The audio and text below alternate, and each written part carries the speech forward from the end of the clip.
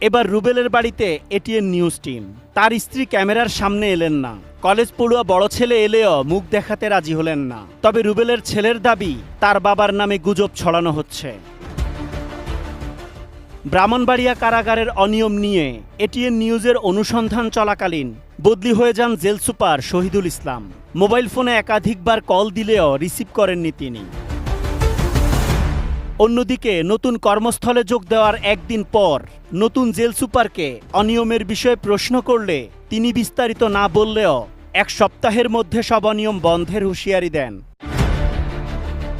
ব্রাহ্মণবাড়িয়ার নতুন জেলা প্রশাসক মোহাম্মদ দিদারুল আলম জানান, কারাগারে দীর্ঘদিন ধরে চলতে থাকা এই অনিয়মের কোনো তথ্য জানা নেই তার। তবে তদন্ত করে দ্রুত সময়ের মধ্যে ব্যবস্থা গ্রহণের আশ্বাস দেন তিনি। আমাকে কেউ একজন জানাইতে হবে, আমরা জানলাম, এখন দেখবেন যে কত পজিটিভ। আশা করি যে আপনার খুব তাড়াতাড়ি একটা পজিটিভ